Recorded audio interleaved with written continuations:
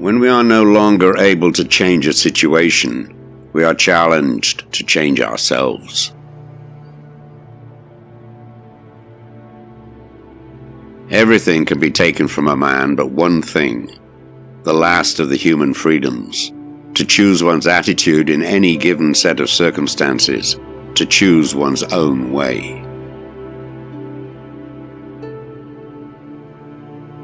But there was no need to be ashamed of tears, for tears bore witness that a man had the greatest of courage, the courage to suffer.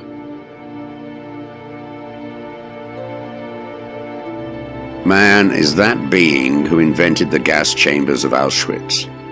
However, he is also that being who entered those chambers upright with the Lord's Prayer or the Shema Israel on his lips.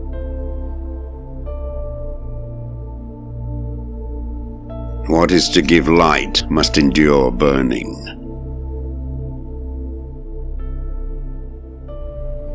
When I was taken to the concentration camp of Auschwitz, a manuscript of mine, ready for publication, was confiscated. Certainly, my deep desire to write this manuscript anew helped me to survive the rigors of the camps I was in. In some ways, suffering ceases to be suffering at the moment it finds a meaning. Life is never made unbearable by circumstances, only by lack of meaning and purpose. For success, like happiness, cannot be pursued. It must ensue, and it only does so as the unintended side effect of one's personal dedication to a cause greater than oneself.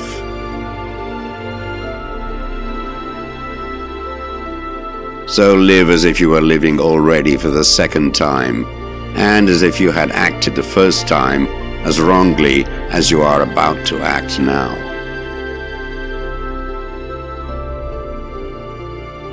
The salvation of man is through love and in love.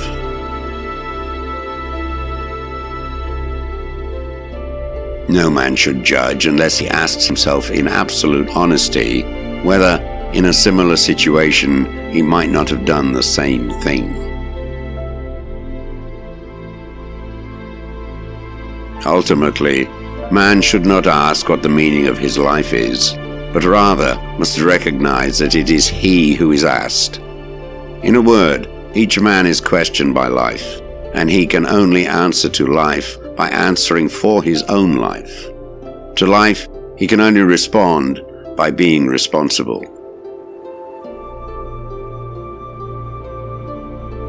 If there is any meaning in life at all, then there must be meaning in suffering.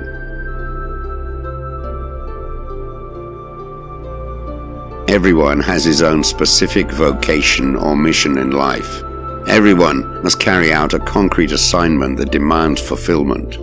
Therein he cannot be replaced, nor can his life be repeated. Thus, everyone's task is unique as his specific opportunity to implement it.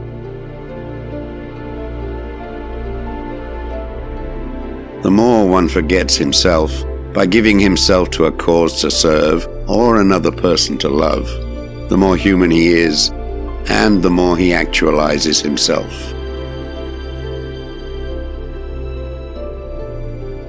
I do not forget any good deed done to me, and I do not carry a grudge for a bad one.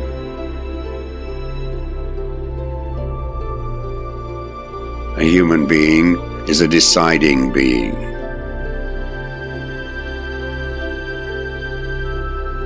Between stimulus and response, there is a space.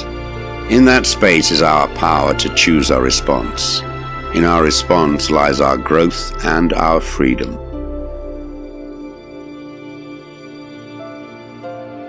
For the world is in a bad state, but everything will become still worse unless each of us does his best.